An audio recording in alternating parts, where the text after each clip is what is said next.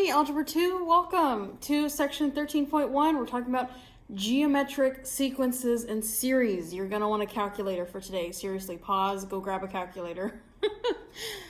Okay, learning target for today. We're going to look at another type of, again, sequence and series called geometric. So I can write geometric sequences and series. We're going to be talking about rules, and we're also going to talk about formulas for finding the sum of a geometric series. Pause if you need to.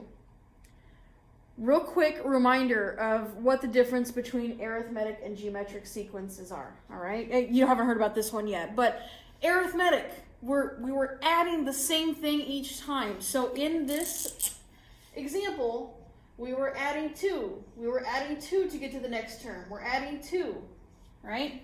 That should be adding.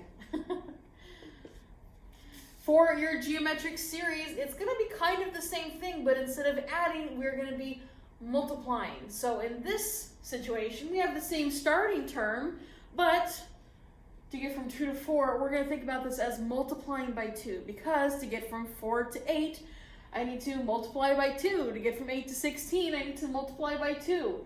So now, I'm going to be using that dot today for multiplication because we're going to be separating a lot of things. So to get from 2 to 4, I got to multiply by 2. From get 4 to 8, multiply by 2, all right? That is the main difference between arithmetic and geometric. Arithmetic, you're adding. In geometric series, you are multiplying to find your next term. Okay, so here's the real definition. Geometric sequence is a sequence in which the ratio of successive terms, again, successive is like right next to each other. The ratio is constant. And the common ratio R, we're going to write this as a rule here in just a second. R cannot be equal to 0, because if you're multiplying by R each time, if R is equal to 0, every term in your sequence is going to be 0. Not super exciting. And if you multiply by 1, if your common ratio is 1, well, multiplying by 1 is not going to do anything. Super not going to be exciting still, all right? So we're going to make sure that our common ratio R is not 0 or 1. Here is your rule, general rule for finding your geometric sequence. I'm going to write this in function notation and in subscript notation as well. So if we had a sub n, for finding just the nth term in a geometric sequence, you would take the first term. So if we're writing this in function notation, it would be a of 1, multiply it to our common ratio, and the ratio is raised to the power of n minus 1. That's in function notation. I prefer subscript notation for this guy. So I like, kind of like what we did with the arithmetic sequence. I'm trying to give you options. We had a sub n, so an equals, again, take the first term, which would be a1, multiplied by r, raised to the power of n minus 1. All right? So let's look at a quick example. Here I'm given a sequence, 3, 5, 75, 375, 1875, and I'm trying to find the 7th term. So first, let's find the rule, and then we can find the 7th term. All right, so first the rule, if we can figure out what the first term is, which is 3, and if we can find the ratio, then we've got it, right? Because again, n is just like a variable. Think of this thing as a function, right? This is f of x, and this is x, right? So the only things we really need are the first term, which is 3, and the common ratio. So what is the common ratio between these things? Again, we're looking at the successive terms, so if I put this, oh, this should be 15. I was like, that doesn't make sense. Okay, yeah, typo, that one should be 15. Because I'm looking at this, our common ratio should be 15 over 3, which is equal to the next ratio of 75 over 5, which should be equal to the next ratio of 375 over 75, all of these ratios are just equal to 5 because we are multiplying by 5 to get to the next term. So I'm going to kind of erase this here. That's, again, what we mean when we say this, the ratio of the successive terms. But here we can see that our common ratio R is just equal to 5. Again, once more, to get from 5 to 15, I'm multiplying by, not 15, multiplying by 5. From 15 to 75, I'm multiplying by 5, and so on and so on. All right? So I have my common ratio. I know that A1 is equal to 3. So if I put this all together, my rule in subscript notation, I'm just going to use that from now on, is going to be A sub n equals 3 times R, which is my common ratio, which is 5. And then 5 is being raised to the power of n minus 1. So if I wanted to find the 7th term, or I'll do this in a different color. I'll do this in red. So my 7th term is going to be A sub 7. Now we just get to plug n equals 7 through this rule that we just wrote. So it's going to be 3 multiplied by 5 times, or 5 to the power of 7 minus 1. All right, and then let's just take care of that real quick. So 7 minus 1, again, we're going to do what's in the exponent first. 7 minus 1 is 6. So this is A sub 7 equals 3 times 5 to the 6th power. 5 to the 6th power is 15,625. A lot of calculations. I've got them written down. What did I say? 15,625. And then lastly, multiply that thing by 3. 46,875. Whew, that's a big number. But as we keep multiplying by 5, obviously things are going to get pretty big. Okay, so that was just a general example. Pause if you need to. We'll look at a couple more examples as well. Okay. So, this guy here created a fractal. Fractals are pretty cool. Maybe we'll find some examples of those later in our book. And we're just asking how many triangles, how many of the colored in, the dark triangles, are in the 10th pattern. So let's just look at this as a sequence. When n equals 1, I have 1 triangle. In the next one, when n equals 2, here's our second term, we have 3 triangles. When n equals 3, 1, 2, 3, 4, 5, 6, 7, 8, 9, I have 9. So if I wanted to even put this in a table, I love tables, why not? We could say that here, n represents whatever pattern or sequence we're in, right? The nth term. And then a of n or a sub n, whichever notation you prefer, would be how many black triangles are in our little fractal here as the sequence progresses. So if we're wondering how many are in the 10th pattern, again, we got to have a rule, and then we can plug n equals 10 through that rule to find how many black triangles. First, let's make our rule though. So a sub n equals a1 multiplied by r to the power of n minus 1. Again, that's just the general rule, the general form. If we can find the first term, which is 1, and our common ratio, 3 divided by 1 is 3. 9 divided by 3 is 3. 27 divided by 9 is 3. Again, I can see that I'm multiplying by 3 to get to the next term. So my common ratio has to be 3. So here I'm going to have, I'm just writing out the rule. We'll use the 10th pattern here in just a second. So a sub n equals my first term, which is just 1, multiplied by my common ratio, which is 3, and then 3 is raised to the power of n minus 1. So if I wanted to find how many were in the 10th term, just replace anything that has an n in this little formula with 10.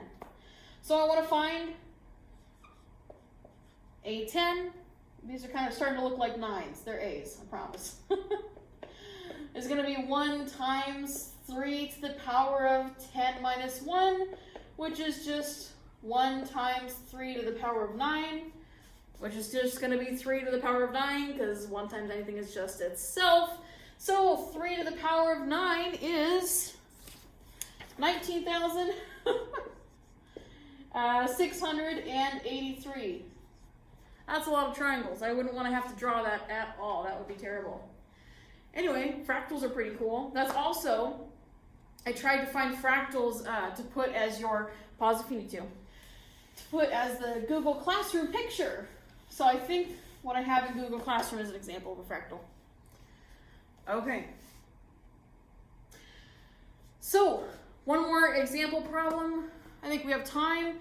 A geometric sequence has a fifth term that is 125 and a common ratio of 5. What is the 10th term?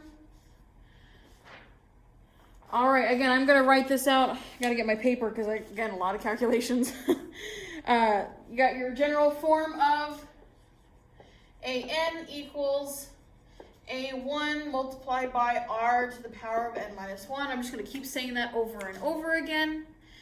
We know that our common ratio r is 5. And I also know, what do I know? That a5, the fifth term, is 125. So when n equals 5, a5 equals 125. Again, this is kind of the same thing with our arithmetic sequence, where we tried to plug everything that we knew in and then tried to solve for a1. So if I'm trying to solve for a1 here, let's plug everything we know into this general form. And we can say, well, 125. Again, I'm just kind of using this information here with this general form. So 125 has to be equal to a1. I have no information about that, right? So I'm just going to leave it as a1. That's what we want to solve for in the end. a1 multiplied by my common ratio of 5, which is raised to the power of n minus 1. In this case, n is equal to 5, because I know the fifth term is 125. So I have 5 raised to the power of 5 minus 1. 125 equals a1 multiplied by 5 to the 4th power, which is 625.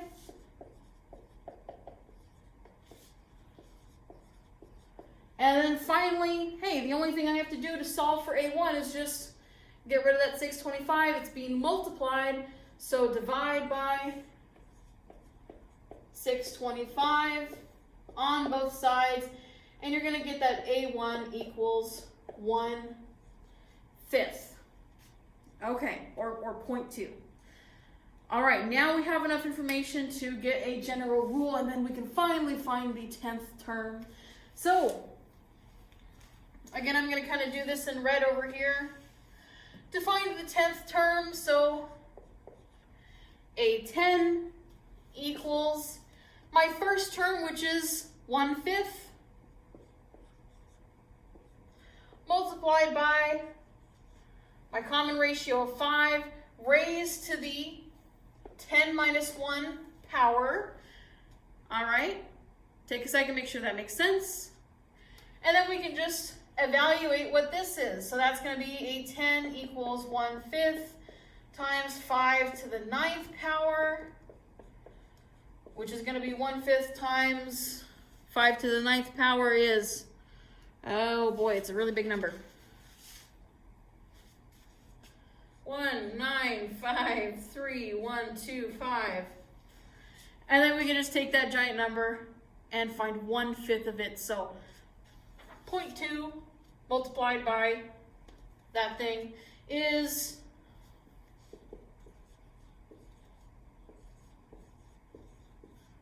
390,625. Okay. Like I said, you're going to need a calculator. Pause if you need to. This is a good example to get down. Okay. Let's look at the last thing that we're going to talk about today. we're able to look at sequences and find the nth term, maybe the 15th term, the 20th term in a sequence, right? Sequences, again, are just an ordered pair of numbers. As soon as we're talking about series, now we are adding up all of the terms in a sequence, or maybe we're adding the first 9 terms of a sequence, right? That is now called a series. So, similar to our arithmetic formula for finding, the sum of the first n numbers in a sequence, in an arithmetic sequence, we can use a formula for the sum of the n numbers in a geometric sequence. So that's what's called a series. Anyway, that right there. Take a second, write it down. Very important. So the sum of the first n numbers, same notation as last week, so sum of the first n numbers in your geometric series is going to be equal to, here's our formula, the first number, a1, multiplied by 1 minus r to the power of n divided by 1 minus r. So, let's do an example real quick. Let's find the sum of the first 5 terms. This right here is an ordered list. It's a sequence. I want to technically turn that into a series. So that would be 2 plus 8 plus 32 plus 128 plus 512. And I'll let you know right now that if you add that all up, you get 682. And we are going to confirm that with our sum formula. So, just for good practice, let's write the rule for that sequence. So the rule for this sequence, again, if I had to do it, a sub n equals a1 times r to the power of n minus 1. What am I multiplying to get from 2 to 8? Multiplying by 4. What am I multiplying from 8 to 32? Again, you're multiplying by 4. So it looks like my first term, a1 is just 2, multiplied by my common ratio of 4 to the power of n minus 1. We're not necessarily going to have to use that because we already have the first 5 terms written out here that we're going to sum, but I think that was good practice. Okay. So again, we want to use that formula over there. So we can say that the sum of the first 5 terms, 1, 2, 3, 4, 5, is going to be equal to a1, which is 2, multiplied by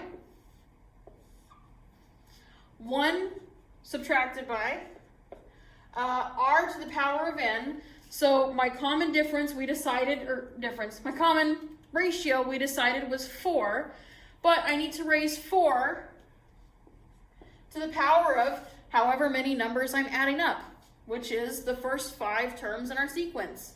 So 4 to the 5th power divided by 1 minus 4. Again, my common ratio is 4. So then we can just simplify this down. That's going to be equal to 2 times 1 minus 4 to the 5th power, 1024 over 1 minus 4, which is equal to 2 times negative 1023 over negative 3. All right, and then 1023 divided by 3, negative 1023 divided by negative 3 is going to give you 341. So this turns into 2 times 341, which is, you put that in your calculator, and you're going to get 682. Okay, fantastic. That was all I have for you today. Same type of deal with arithmetic sequences and series. Now we're just thinking about multiplying for each successive term, and we call it a geometric series. Bye.